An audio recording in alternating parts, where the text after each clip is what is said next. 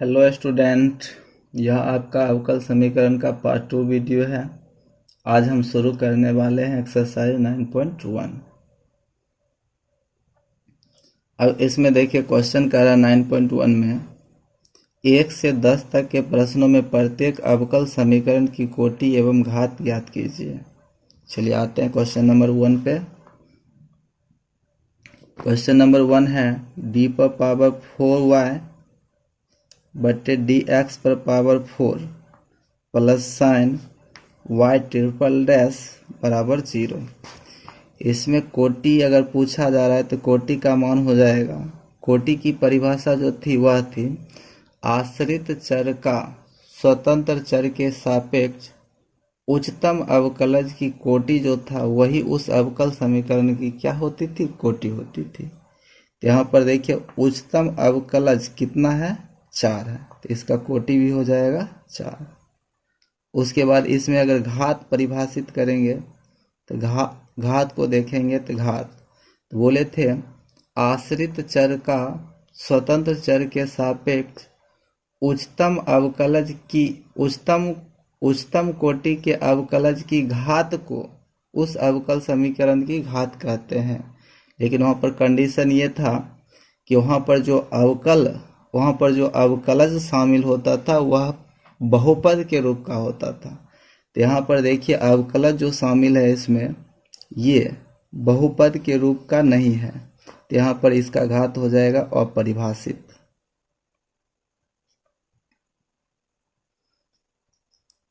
कोटि में 4, घात अपरिभाषित। आपको घात में थोड़ा सा ध्यान देना पड़ेगा।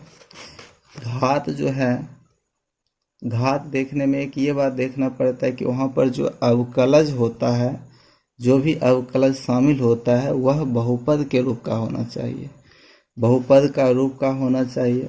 अगर कहीं आपको इस रूप का दिख जाता है, जैसे साइन या किसी भी त्रिकोणमितीय अनुपात की अगर बात करें तो उसके साथ फंक्शन साइन फंक्शन के अंदर अगर दिख जाता है dy बटे डी एक्स, या इसी के अलावा और भी मिल सकता है जैसे y पर पावर n और yn, इस प्रकार से मिल जाता है, तो उस स्थिति में हम बोलेंगे घात है अपरिभाषित। यही यदि लॉ के साथ दिख जाता है y पर पावर n और yn, तो इस स्थिति में भी हो जाएगा घात अपरिभाषित। अगर e पर पावर yn और yn इस प्रकार से दिख जाता है तो इस स्थिति में भी हो जाएगा घात अपरिभाषित। चलिए नेक्स्ट क्वेश्चन पे आते हैं। Question number 2। क्वेश्चन नंबर 2 में है y डैश प्लस 5y बराबर 0। तो इसमें अगर कोटि की बात करें तो कोटि मान इसमें है 1। उसके बाद कोटि मान मतलब अधिकतम कितना बार अवकलज इसमें शामिल है, कितना कोटि के अवकलज इसमें शामिल है। यहाँ पर हो जाएगा कोटि मान में 1। उसके बाद घात की बात अगर करें तो घात का मान भी हो जाएगा 1। चलिए नेक्स्ट क्वेश्चन पे आते हैं। Next question 3 number.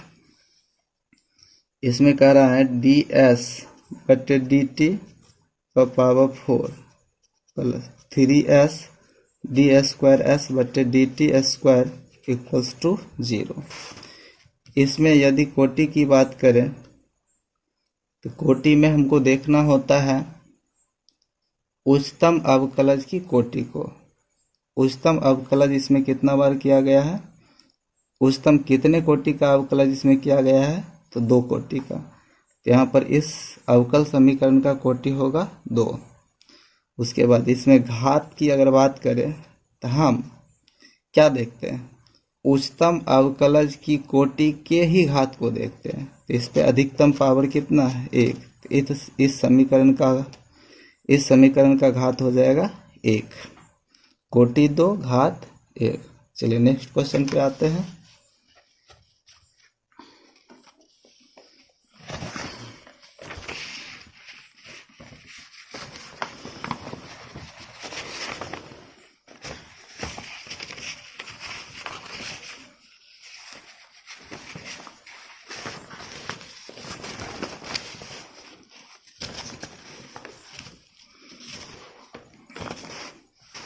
देखिए क्वेश्चन नंबर 4।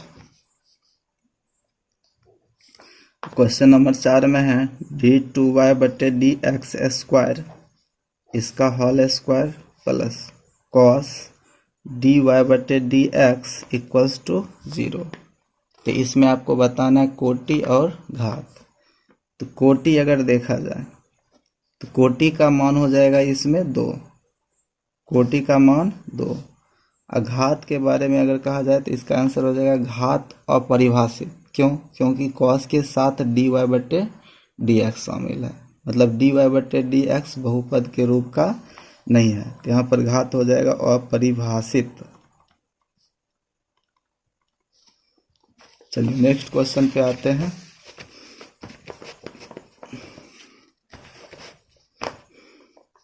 नेक्स्ट क्वेश्चन में है d2y बटे dx स्क्वायर बराबर cos 3x plus sin 3x। तो इसमें यदि कोटि की बात की जाए तो कोटि का मान हो जाएगा 2। घात अगर देखा जाए तो घात इसमें परिभाषित है। क्यों? क्योंकि यहाँ पर cos के साथ या log के साथ या e पर पावर x के रूप में x के साथ dy बटे dx या डिफरेंशिएशन या अवकलज शामिल नहीं है। या ऐसे समझ लीजिए इसमें जितना भी अवकलज है वह सब के सब बहुपद के रूप का है। इसमें अवकल का कोटि जो है वह कितना है? 2। अवकल समीकरण का कोटि हो गया 2। घात की बात करें तो इसके ऊपर जो पावर होता है वही होता है घात, तो घात का मान इसमें है 1। चलिए नेक्स्ट क्वेश्चन पे आते हैं। Question number 6 y triple dash इसका whole square plus y double dash इस पे पावर 3 प्लस y डैश इस पे पावर 4 प्लस y पर पावर 5 बराबर 0। यदि इसमें कोटि की बात करें तो कोटि का मान इसमें हो जाएगा, देखिए यहाँ पर सबसे अधिकतम कोटि के अवकलज कितना है? 3, तो इसका कोटि हो जाएगा 3। यदि हम घात की बात करें तो सबसे अधिकतम कोटि के अवकलज पर जो पावर होता है घात होता है वही उस अवकल समीकरण का क्या होता है? घात। तो इस अवकल समीकरण का घात कितना हो जाएगा? 2। चलिए नेक्स्ट क्वेश्चन पे आते हैं। Question number 7। क्वेश्चन नंबर 7 है y triple dash plus 2y double dash plus y dash equals to 0। तो इसमें कोटि का मान हो जाएगा 3 और इसके ऊपर जो पावर होता है वो होता है घात, तो घात का मान हो जाएगा इसमें 1। चलिए नेक्स्ट क्वेश्चन पे आते हैं। इसमें है y dash plus y equals to e पर पावर x। तो यहाँ पर देखिए अगर हम कोटि की बात करें तो कोटि का मान हो जाएगा 1 और घात का मान देखेंगे तो इसी के ऊपर जो पावर होता है वो होता है, तो इसके ऊपर पावर 1 है तो घात का मान भी हो जाएगा 1।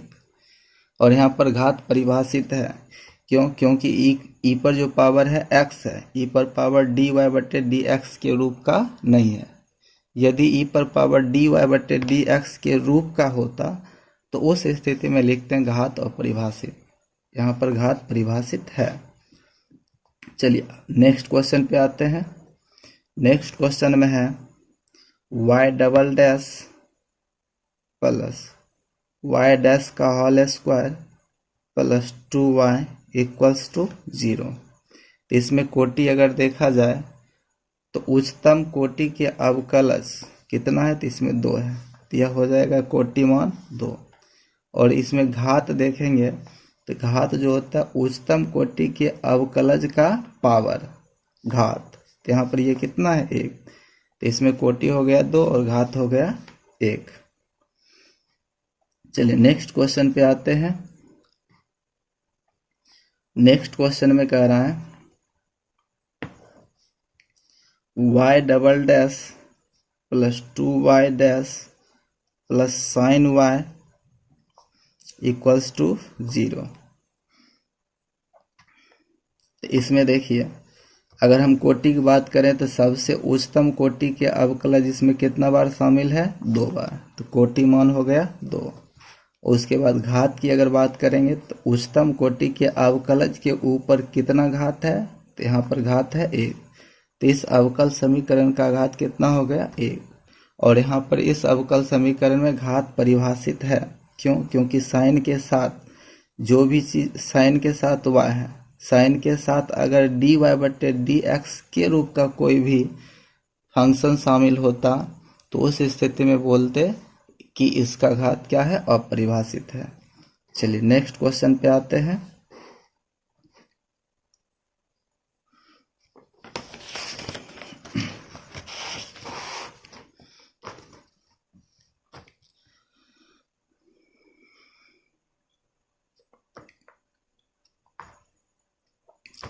नेक्स्ट क्वेश्चन में कह रहा है कि अवकल समीकरण डी स्क्वायर वाई बटे डी एक्स स्क्वायर का whole cube plus D Y बटे डी एक्स का whole square plus sine D Y बटे D X plus 1 equals to 0 की घात है। अब इसमें घात पूछा जा रहा है। तो दोस्तों यहाँ पर देखिए, साइन के साथ यहाँ पर डी वाई बटे डी एक्स शामिल है, जो यह दिखा रहा है कि डी वाई बटे डी एक्स बहुपद के रूप का नहीं है। तो जब किसी भी अवकल समीकरण में डी वाई बटे डी एक्स बहुपद के रूप में नहीं होता है तो उस स्थिति में उसका घात अपरिभाषित हो जाता है। तो इसका सही ऑप्शन हो जाएगा, सही आंसर हो जाएगा ऑप्शन नंबर डी, जो घात परिभाषित इसमें नहीं है। इसका सही आंसर हो जाएगा ऑप्शन नंबर डी, घात परिभाषित नहीं है। चलिए नेक्स्ट क्वेश्चन पे आते हैं। नेक्स्ट क्वेश्चन देखिए 12 नंबर। इसमें था अवकल समीकरण 2x square D square Y बटे D X square minus 3 D Y बटे D X plus Y equals to 0 की कोटि है। अब इसमें कोटि पूछा जा रहा है। तो कोटि जो होता है वह होता है उच्चतम अवकलज की कोटि, मतलब उच्चतम कोटि के जो अवकलज होते वही उस अवकल समीकरण का क्या होता है? कोटि। तो इसमें देखिए, उच्चतम कोटि के अवकलज कितना है? अवकल कितना है? 2 है। तो इस स्थिति में इसका आंसर हो जाएगा ऑप्शन नंबर ए 2। तो इसका आंसर हो जाएगा 2। चलिए एक्सरसाइज में इतना ही प्रश्न था। अवकल समीकरण के कोटि और घात से संबंधित पूरा कॉन्सेप्ट क्लियर करने के लिए 1-2 और प्रश्न की आवश्यकता हो रही है, जिसको हम देख लेते हैं। जैसे क्वेश्चन नंबर रहेगा √1 प्लस डी वाई बटे डी एक्स का whole square equals to C into D square Y बटे डी एक्स स्क्वायर का होल पावर 1/3। इसमें अगर कोटि आपसे पूछा जाता है और घात पूछा जाता है तो कितना बताइएगा? तो देखिए, कोटि जो होता है वह होता है उच्चतम कोटि के अवकलज। उच्चतम कोटि के अवकलज इसमें कितना है? 2।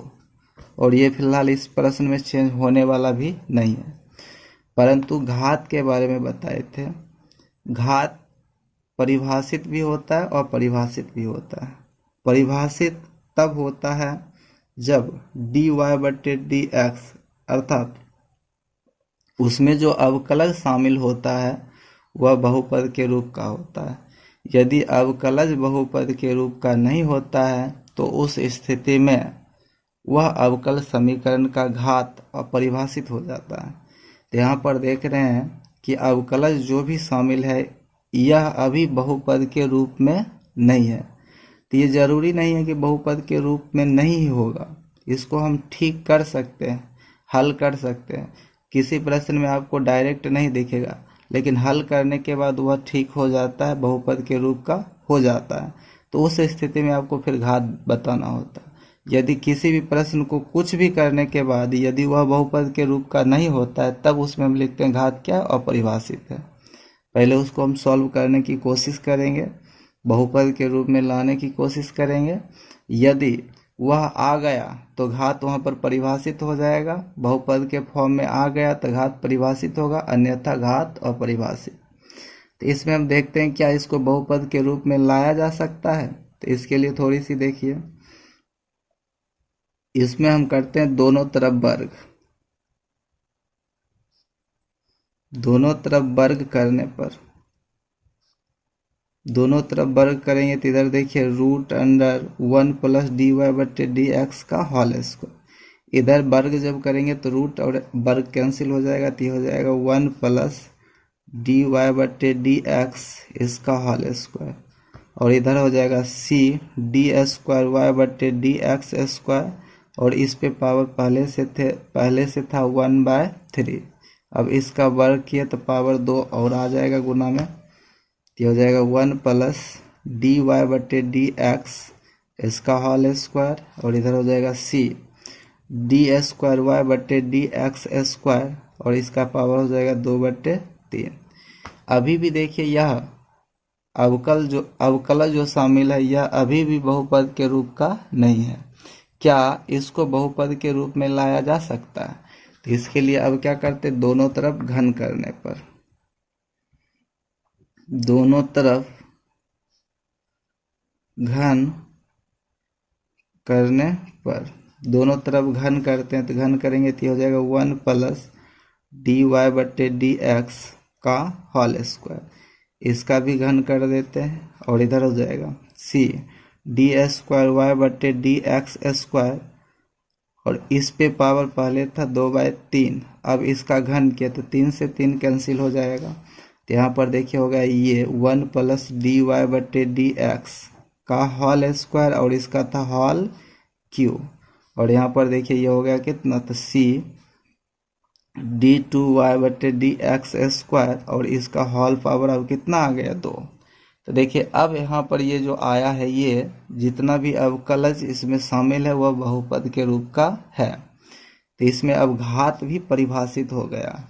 तो इस स्थिति में अगर इसको तोड़ेंगे तो यहाँ पर देखिए जितना भी आएगा वह सब परिभाषित ही आएगा। अवकल समीकरण जितना बनेगा उसमें घात परिभाषित हो जाएगा। तो कोटि तो होता है उच्चतम कोटि के अवकलज, तो इसमें कितना है 2, ये चेंज नहीं होता है, शुरू से अंत तक ये कभी भी चेंज नहीं होता है। परंतु घात में अब देखिए इसका घात कितना हो गया 2, तो इसका सही आंसर हो जाएगा कोटि में 2 और घात में भी 2। चलिए एक और क्वेश्चन लेते हैं इसी से संबंधित, इसी प्रकार का क्वेश्चन एक और ले लेते हैं। जैसे ले लेते हैं x प्लस डी वाई बटे D X equals to root under 1 plus D Y बटे डी एक्स का होल स्क्वायर। अब इसमें आपको बताना है कोटि और घात। तो अब इस स्थिति में देखेंगे अगर, तो यहाँ पर कोटि तो नहीं चेंज होता है, शुरू से अंत तक आप देखें इस प्रश्न में भी शुरू में भी कोटि 2 ही था, और इसमें भी अभी शुरू में कोटि जितना है उतना ही अंतिम में रहेगा। तो कोटि मान के लिए निश्चिंत रहिए, किसी भी रूप का हो हम उसमें लिख देंगे, एक है तो एक लिख देते हैं। एक बार डिफ्रेंशिएट इसमें करके जो एक कोटि के अवकलज इसमें शामिल है तो कोटि हो गया 1। अब घात में, घात को देखना पड़ता है, घात में परिभाषित है या नहीं है इस बात को भी देखना पड़ता है। तो परिभाषित होने के लिए अवकलज होना चाहिए बहुपद के रूप का।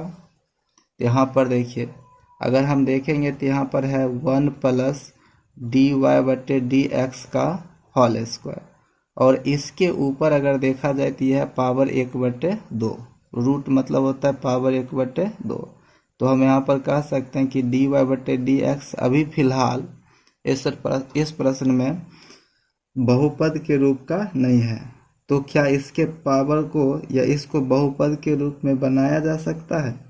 हाँ बनाया जा सकता है। कैसे बनाएंगे? तो दोनों तरफ वर्ग करके। तो दोनों तरफ वर्ग करने पर, दोनों तरफ वर्ग करेंगे तो इधर हो जाएगा x प्लस डी वाई बटे डी एक्स, इसका होल स्क्वायर, और इधर देखिए रूट कैंसिल हो जाएगा तो ये होगा 1 प्लस डी वाई बटे डी एक्स का होल स्क्वायर। अब इसमें देखिए इसको तोड़ेंगे तो हो जाएगा X square plus D Y बटे डी एक्स का whole square plus 2 into A के जगह पर एक्स इंटू बी के जगह पर डी वाई बटे डी एक्स, और इधर हो गया 1 प्लस डी वाई बटे डी एक्स का होल स्क्वायर। तो अब यहाँ पर देखिए ये अवकल समीकरण जो है इसमें कितना कोटि के अवकलज है, तो एक कोटि यहाँ पर भी है,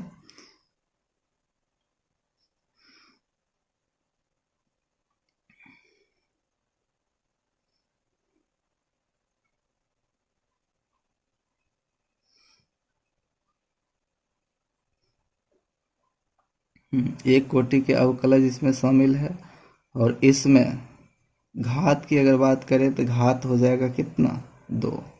चलिए ठीक। अब इस प्रश्न से इस प्रकार के भी प्रश्न मिलेगा तो घात बताने से पहले उसको सॉल्व करने की कोशिश कीजिए। क्या हुआ बहुपद के रूप में, बहुपद के फॉर्म में लाया जा सकता है? यदि लाया जाएगा तो घात परिभाषित होगा, यदि नहीं लाया जा सकता कितना कुछ भी करने के बाद तो उसमें घात को लिखना है अपरिभाषित। तो यहीं तक रहने देते हैं, बाकी जो शेष बच गया उसको नेक्स्ट वीडियो में बनाएंगे। ठीक, चलिए थैंक यू।